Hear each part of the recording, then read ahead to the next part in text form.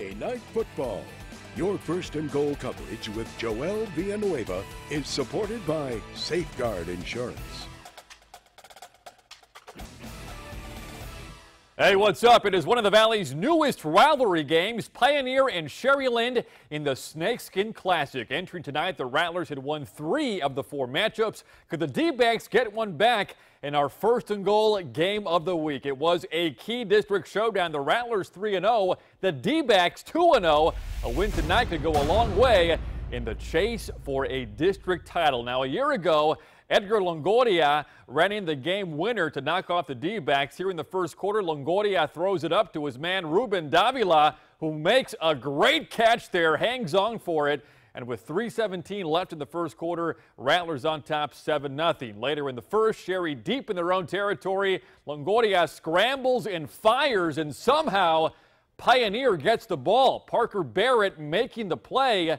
D-backs going the other way now, and they got the right play dialed up here. Tristan Castillo, quick as a cat, zigzags his way in for 6. That's a 36-yard score, and we've got a 7-0 game. Second quarter, Longoria, the direct snap. Eventually, he finds the end zone, and then we move on to the fourth quarter now. Rattlers on top 28-24, and Jacob Rosales saying, hey, we got some more left in the tank. He finds his man, Diego Benavides. Pioneer goes on top 31-28. Let's give you now a live look at Richard Totten Stadium and show you the live look right now. As we mentioned, at last check, it was Pioneer on top 37-35. Pioneer trying to hang on for the win. Once again in our first and goal game of the week. This is the 5th annual Snakeskin Classic.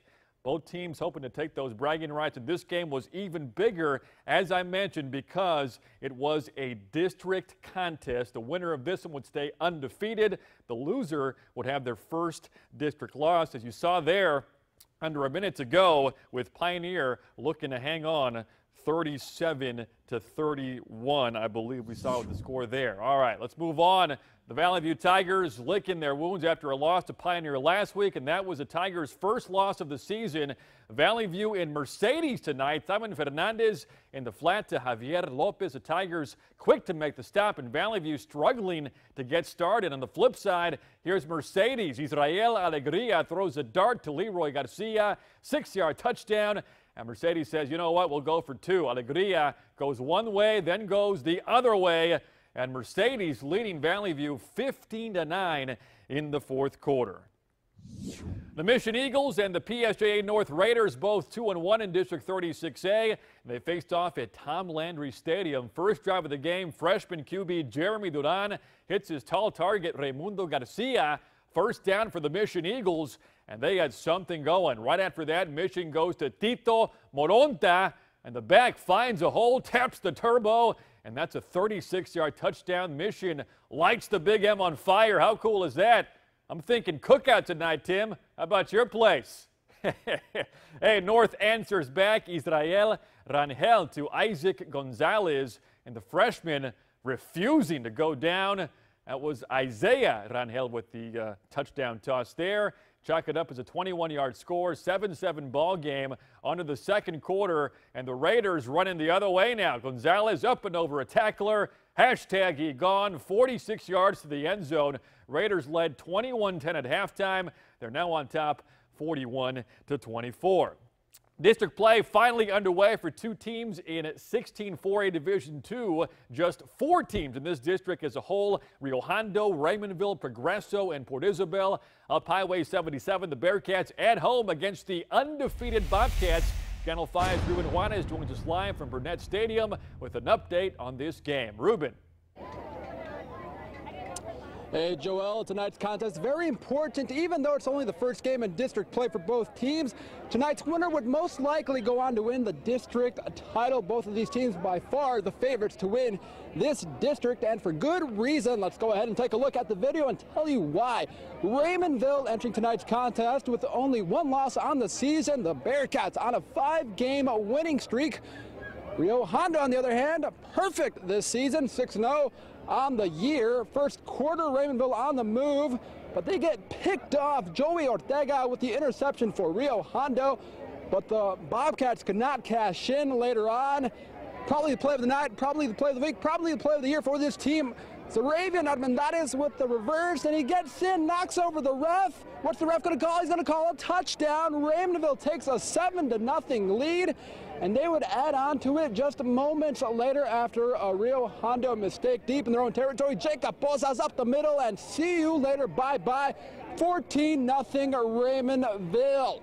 Now, reason why they were up 14-0 for most of this game, or most of the first half, I should say, was the defense. Look at this tremendous sack by Jacob Perez. They did not give up any points to Rio Hondo's thunderous offense in the first half.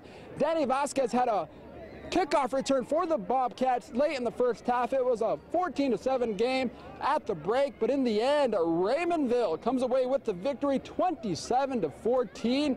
So Raymondville knocking off Rio Hondo. It's the first loss for the Bobcats of this season. Raymondville with a great win tonight. Their defense playing outstanding. So Raymondville now in pole position to win district. That's the story from right here in Raymondville. Joel, let's send it back to you in the studio. All right, thank you, Ruben. The Edinburgh Bobcats have been banged up by injuries, but as players have gone down, others have stepped up. Last week, Edinburgh knocked off Edinburgh North. The Bobcats trying to keep it going against Economides, and this is one way to start things off. On the kickoff, Robert Alfaro, call him the Bobcat Blur. Alfaro flying down the sideline. Jags won't catch him. 102 yards for the touchdown. What a play. And Edinburgh had an encore. Ricky Alanis in the end zone making the tough catch. Bobcats take a 2-score lead, and the home side fans loving this. But now in the second quarter, Economides toting the mail. Brian Tejada running tough for the score here. Jags and Bobcats going back and forth, but the Bobcats emerge victorious 24-21. McCall Memorial and Mackay both out to rough starts in district play. Mustangs 1-2, Bulldogs 0-3, and the Battle of Bicentennial going down tonight. One that was a defensive struggle early. Neither team budging much, but in the second quarter, Mustangs start to pony up the offense. Senior Cesar Escaname on the sweep, knocked out of bounds. After that, Mustangs reset, and Escaname bangs his way in. Mustangs out to a big lead, and they take the bragging rights 28-7. All right, last night we saw Mission Veterans move to 6-0 in district play. The Page Vikings trying to keep up with the Patriots. To do that, they would need to beat Brownsville Lopez. For more on the Lobos and the Vikings, we bring in Channel 5's Trayson Bragg, who is live at Sam Stadium in Brownsville. Take it away, Trayson. Hey, Joel, that's right. As you mentioned, tonight's game was huge for the Vikings. A win tonight would keep them right where they want to be in district going into next week's big showdown. With that said, the Lobos were not going down without a fight. So as always, let's get straight to the action. There was a war for Brownsville here in Sam Stadium tonight, and that war would continue once the whistle blew. Look at the Vikings D just straight up pillage that ball away from the Lobos. That's a great way to start, Vikings, unless you're going to give the ball right back on the very next play. Come on, man. That was not such a great look, Mr. Viking. That would lead to the game's first touchdown by the Lobos, giving them the lead. And for a second, it looked like we were witnessing an upset here, Joel. That is until Vikings QB Jose Banda takes the snap. He rumbles and bumbles all the way downfield, and he can't stop, won't stop until he runs right into my kicker, Joel. Or sorry, my cameraman. I would check. My cameraman was okay, and so was Banda. 2 plays later, he gets the handoff again. This time gets into the end zone for a 14-yard TD. Later in the half, their safety, Hector Salazar, appears out of thin air, snatches that ball out of the sky, and sprints to the end zone to give his team a 7-point lead going into half. That was not good for the Lobos. It was great, though, for the Vikings because it gave them all the momentum going into half. They kept that momentum and built on it going into the second half as they get the win they so desperately need and wanted by a score of 28-7, leading into next week's big showdown. So we'll have to keep a look on that game. Joel, reporting live in Brownsville, I'm Trayson Bragg, Channel 5 Sports. All right, thank you, T. Port Isabel and Progresso each have 3 wins this year. Each team also has a good ground game. The Tarpons led by Brian Medina, the Red Ants top rusher Julian Alvarez, and this was a district opener for the 2 teams. Second quarter, Port Isabel quarterback Cesar Longoria finds Medina, and watch the Tarpon back go to work. PI dropping the hammer, and it's 25-3 after this score. Port Isabel goes on to victory tonight. The final score 46-9. Let's move on to our next game here. We've got Edinburgh North and Westlaco East. The Wildcats looking to make it 4 wins in a row, and this is one way to start the highlights. Westlaco East out to a big run here. Wildcats would be in control all night long. Final score 54-0. All right, let's move on now to PIC Memorial, and we got Palmview on the field. Memorial still winless on the season. Palmview toting the rock here. Big gain for the running back. He's up the field, and Palmview looking for the win tonight, 30-22.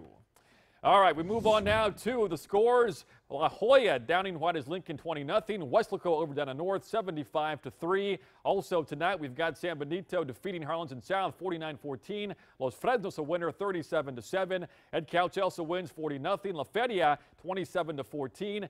Monte Alto shut out by Odom 41-0. San Diego wins 14-7. Santa Rosa a winner, as is Santa Maria. Also we got La Villa over Benavides in St. Joseph trailing John Paul II. In our first and goal game of the week, it was Sharyland with the win 38-37 over Pioneer. That's a look at sports. We'll be right back.